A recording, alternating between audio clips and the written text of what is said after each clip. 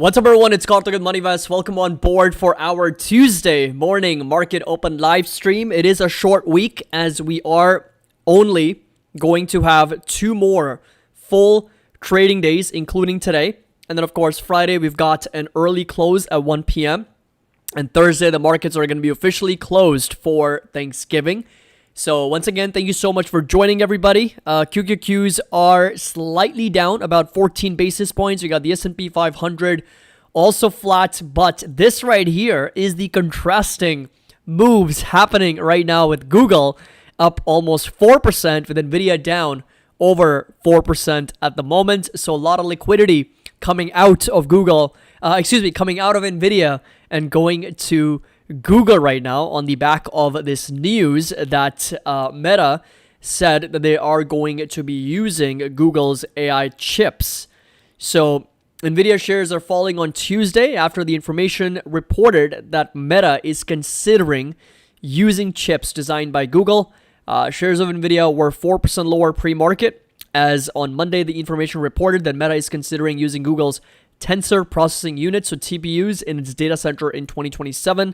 Meta may also rent TPUs from Google Cloud unit next year. And Google Cloud Computing, or the Google Cloud, is experiencing accelerating demand for both our custom TPUs and NVIDIA GPUs. We are committed to supporting both as we have for years, is what Google said.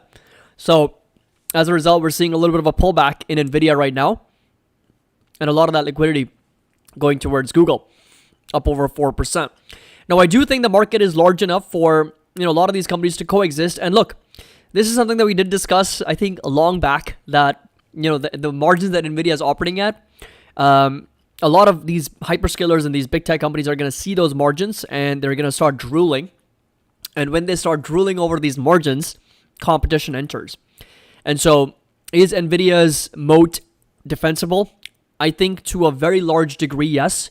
Nvidia's moat is indeed very, very defensible, meaning that it's not that easy to penetrate Nvidia's performance in GPUs, and it's not very easy to replicate the design, architecture, and everything that Nvidia has built over the years, and the technology and the performance and the management and everything that company really has to offer, right? So it's not, right? So that's still pretty strong, but there will still be companies that want to design their own chips. Alibaba, that news came out that Alibaba is considering, designing their own chips and, offering it to Chinese companies because of the export restrictions and all these trade negotiations happening between the US and China. So that was another reason why Nvidia, took a little bit of a hit. So as Jensen Huang has mentioned time and time again, is that if you listen to anyone else's keynote, they're always trying to compete with Nvidia. They're always trying to compete with Nvidia. They're always trying to, it's either us or Nvidia. But Jensen Huang always mentions that when we look at our company and when we look at the future of artificial intelligence, we want everyone to be included. We want everyone to succeed. And this market is large enough for everyone to coexist and do well. And as a result, it's not this company or Nvidia. It's this company and Nvidia. They can all coexist. But yes, we're seeing a little bit of an overreaction here, in my opinion, from the markets, that just because Meta is considering using Google's chips here, we are seeing a bit of a decline in Nvidia, and of course in advanced micro devices also dropping over 7% here pre-market. So semiconductors are certainly taking a bit of a hit as Google is taking their lunch right now. So down about 1% for SMH, and as we discussed in our yesterday's update, we're not out of the woods yet. So in my view, I think we're still within the context of this downtrend. So lower highs and lower lows are still pretty valid, is what I would assume, is what I can see right now in the technical analysis. You can see the lower highs and the lower lows, and the real test for this market is going to be today. It's going to be tomorrow. It's going to be later this week on Friday, whether we're able to break outside of this downtrend or if we continue trading within that downtrend. So that's going to be the most important aspect of this entire market trend right now. So coming over to the PPI numbers, they came out earlier today. So month over month, we're looking at 0.3%. Consensus was also 0.3%, so in line with expectations. Year over year, coming in a little bit stronger at 2.7%. This is for September, right? So we're looking at pretty stale data. This is like from 2 months ago. It doesn't really have a lot of weight on the current market or the current Fed policy, but certainly, it's data, right? Something for us to look at. When I looking at core PPI, so ex food and energy, year over year, 2.7 was the consensus. And right now we're sitting at 2.9. That was the actual number. So on both accounts, we came in a little bit hotter than where the expectations were. In fact, on core PPI basis, year over year, we did creep up 20 basis points higher to almost getting up to 3%. So that is very, very interesting. And then we also did have retail sales come out earlier today. So this is where the retail sales are a little bit weaker than where the expectations were at 0.2% on a month-over-month basis versus consensus of 0.4%.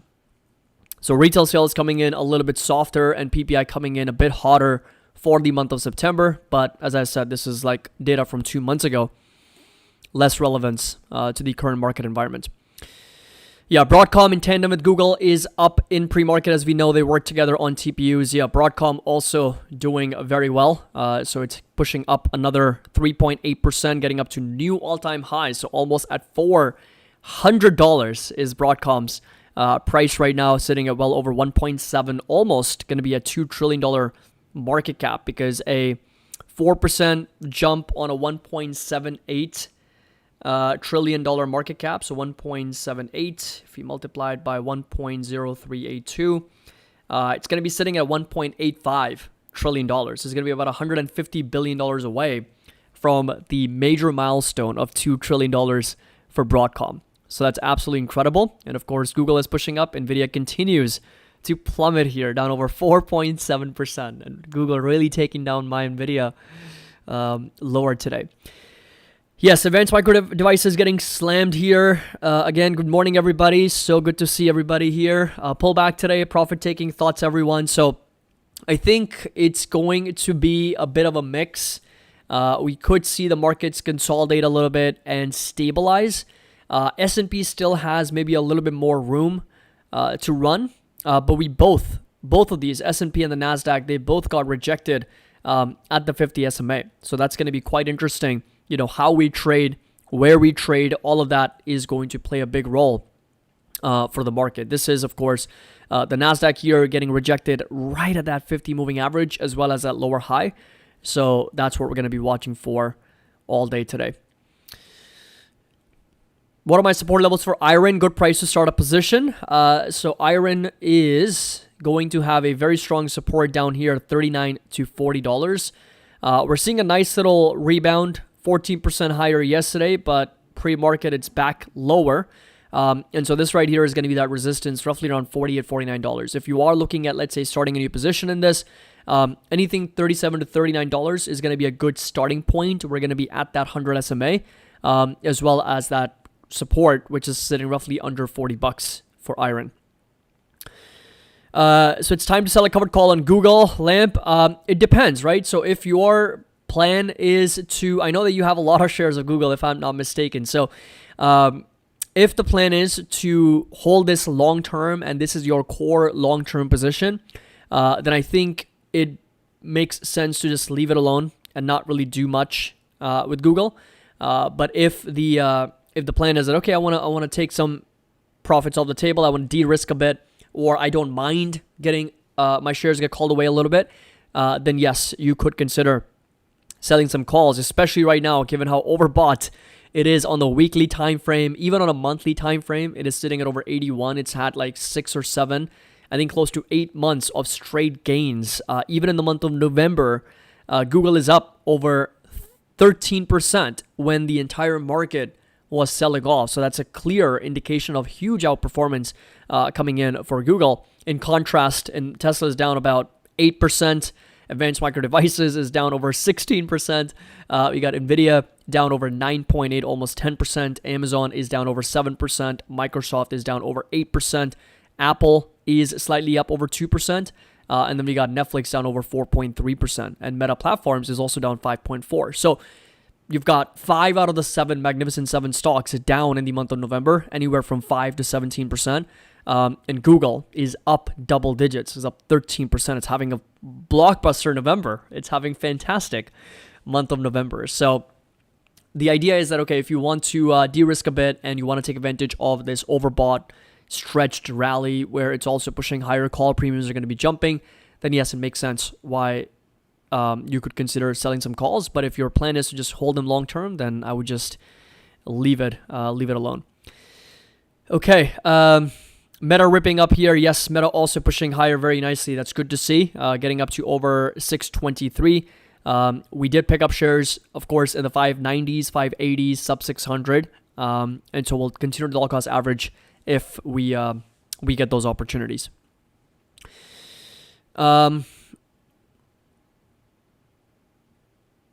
Yeah, so we'll talk about that more. Archer, Nike, good buy or no, support levels.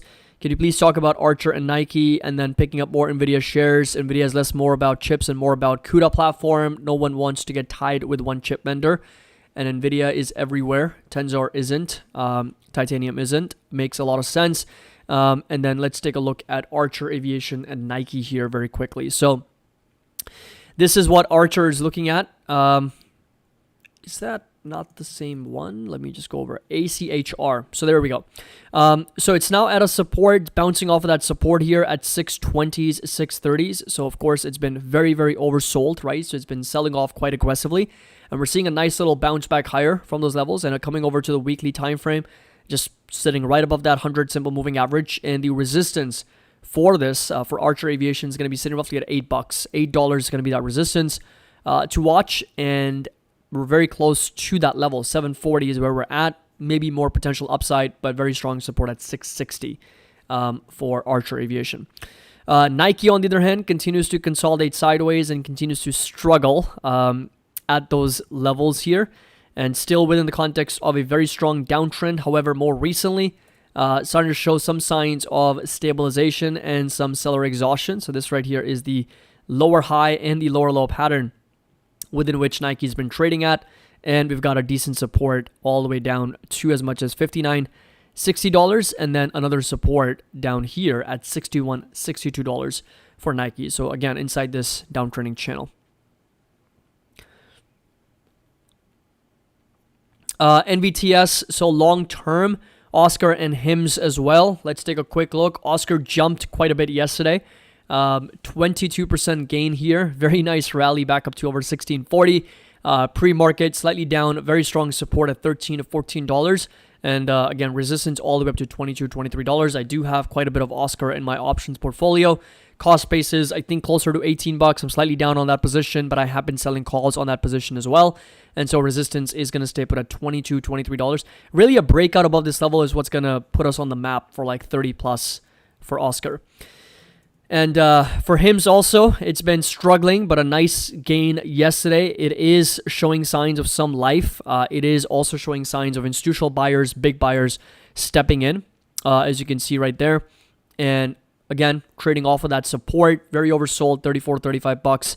And next resistance is going to be all the way up to as much as $40 for him. So that is going to be that next target to watch for HIMS. Okay, Nike. Why Nike? It hasn't moved much for more than a year already with no catalyst. Yeah, Nike's been a huge underperformer for sure. Let's take a look at Nevitas very quickly. So semiconductor stock, I think we have looked into this company before, but from a long-term perspective, again, you really need to see like good fundamentals, good revenues, good profitability. All those things really matter for Nevitas, and so support level is going to stay put at 540. For this stock right about here, with a resistance all the way up to 945, 950 for Nevitas. So right now what we're experiencing is a lot of consolidation sideways, so a lot of, in that range, and that next resistance is going to be up to 945, 950. If you do get a breakdown, the next support is going to be 549, 550 for Nevitas. Okay, Rick, Iowa CSP and Oscar expiring 26 December, premium $90. I think it's worth closing early if I can get $65 now. That's like 70%. I can get my collateral back early to sell another put on a red day. I agree. I think that's a very smart way to do it because with selling puts, that's exactly what I do. I want to capture at least 75 to 80% of the premium. The more, the better. And then just rotate capital into something else. And that's really what it comes down to, is just finding better opportunities and just rotating capital, right? So rinsing and repeating the whole process and not being stuck on something just for a little bit more upside, right? So that marginal upside is not as great as something that you can rotate capital into. And on another red day, if there's another stock that you want to still put on, that can be more lucrative. I also did share a full lesson and a quick analysis on why I never roll options when I'm selling puts versus when I am rolling options when I'm selling calls. There's a huge difference because there's pros and cons, and I wanted to highlight that. So definitely do check that out if you're in our Discord. It's going to be under the options alerts channel.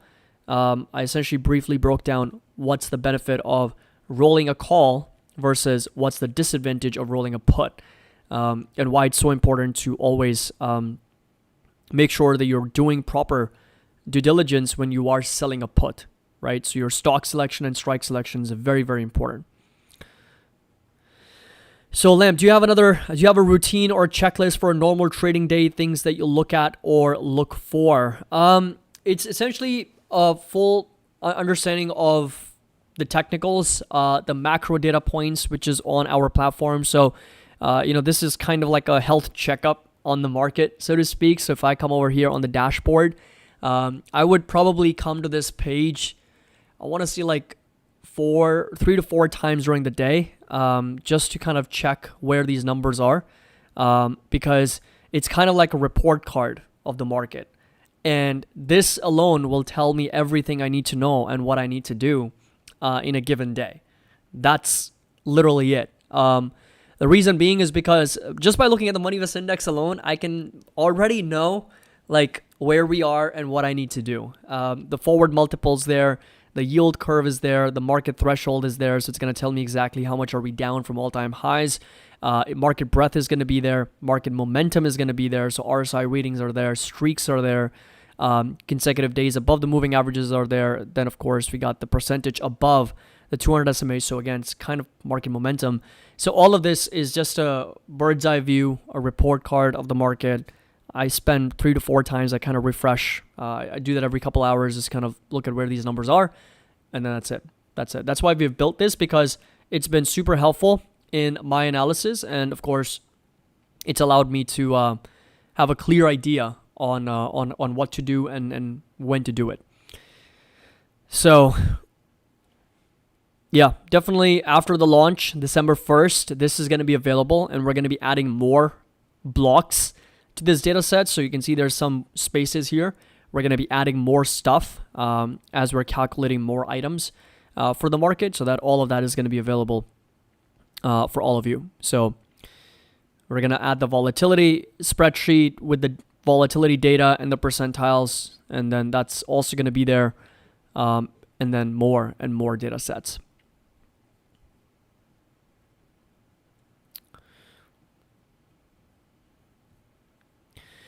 So here we are. Happy Thanksgiving, everyone. Very, very happy Thanksgiving to everyone. Hope you all have a fantastic Thanksgiving 2025. And on Wednesday, so tomorrow's live stream, we'll just do a quick round of what are you thankful for in 2025. We'll just do that. We'll just do like a quick round of, what are you most thankful for this year, 2025. Why is AMD down today? I think could be the same reason as why Nvidia is down. So both of these chip designers selling off on the back of Meta, considering to buy from Google their TPUs and renting the data centers. And as a result, Nvidia and AMD are getting a bit of a harder hit on this news, and they're selling off. So semiconductors are down. I agree with you. Typically, when I sell a put, I go into it with the mentality that I want the assignment. Yeah, 100%, right? I mean, because if you think about the wheel strategy, right? You don't start the wheel if you don't take the assignment. Like, if I tell someone I want to trade the wheel and I never take assignment,